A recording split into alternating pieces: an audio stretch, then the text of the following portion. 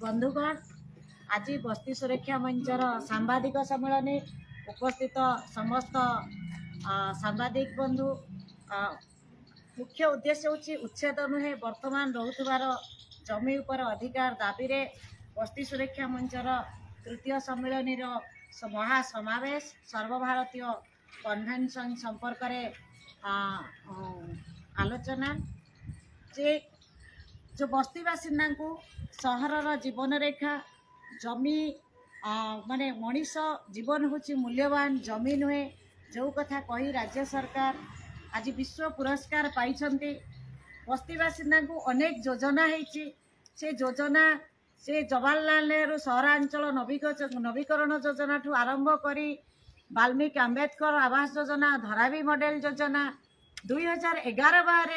राजीव आवास योजना तापरे जे कहले प्रधानमंत्री आवास योजना शेष में जागा मिशन ना रे ये जो व्यापक प्रचार है कोटी कोटी टंका हड़प करा जाउची केवल होर्डिंग मराई खर्च करा जाउची बस्ती बासिंदा को सहरर जीवन रेखा कोई विश्व पुरस्कार जितुचंती फल एपटे जो आईन अच्छी 2003 रे जो आईन आनिले ताको 2017 कहला अभी तो कार्यकारी करिवो किंतु बस्ती बासिंदा जो आईन कानून होती कार्यकारी नकरी एपटे गोटे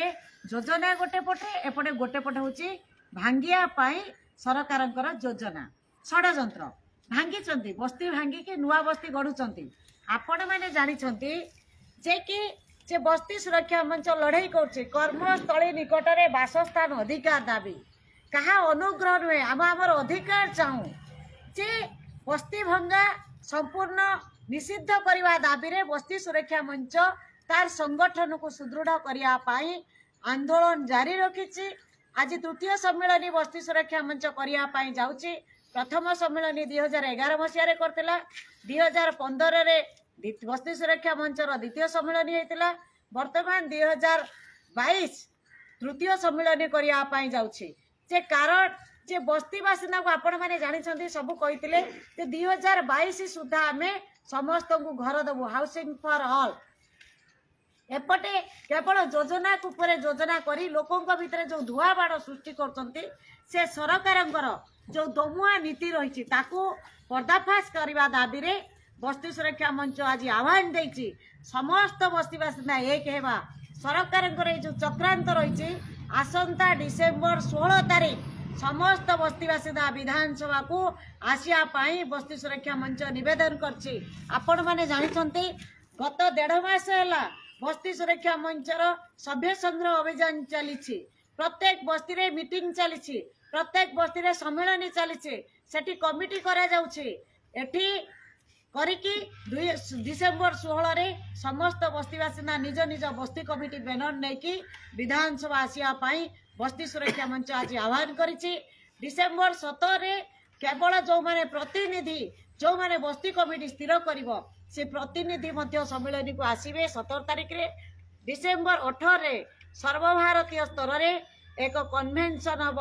जे बस्ती बासिंदा अधिकार दाबी रे सेटु मध्य आह्वान करिवु एई 3 दिनिया कार्यक्रम को सफल करिया पाई आज बस्ती सुरक्षा मंचर आह्वान बस्ती सुरक्षा मंच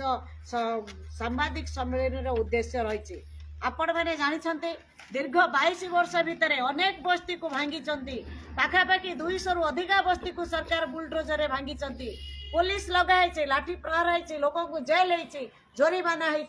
ये रसगोला भितर विष देला भली पुणी जगह मिशन आनी व्यापक प्रचार करी जे कि सेठी बस्ती हटे जीव बस्तीर ना रही बिजु आदर्श कॉलोनी नवीन बाबूंकर बापार स्वप्न को साकार करने जो बिजु आदर्श कॉलोनी करी लोकों को भकुआ बनैया जो योजना रही पुणी थे जो डिसेम्बर 23 को से घुंचई नहीं समस्त बस्ती बासिंदा सचेतन हेबे आह्वान करिवु समस्ते सामिल हेबे कौन एठी प्रथमे जे बस्ती बासिंदा को अपराधी जबरदखलकारी बोली कहा जाउतला आज बस्ती बासिंदा आंदोलन फल लड़ाई फल से सरकार निजे जे बस्ती बासिंदा को सहरर जीवन रेखा करने बाध्य होती तेणु बस्ती सुरक्षा मंच दाबी रखुची जे कर्मस्थली निकट में बासस्थान अधिकार महानगर निगम एरिया रे जो जमी कथा घोषणा करछंती 600 वर्ग फुट जमी सरकार जेते पर्यंत न देइचंती आमे आह्वान करिवु समस्त बस्तीवासी को कस्मिन काले बस्ती आम गोटे इंच भी जगह छाड़वा ना ये सरकार कहते जे ये जो बहुदेशीय कंपनी को जगह देवे दलाल मान को जगह देवे बिल्डर मान को जगह देवे एटी स्मार्ट सिटी हम ओडिशार विकास हम किंतु एटी गरीब लोक साधारण लोक बचियापाई बचियापाई राहा ना स्वाधीनता नहीं तेणु आह्वान करूँ समस्त बस्तीवासी एक हवा बस्ती सुरक्षा मंचर तृतीय सम्मेलन को सफल करवा।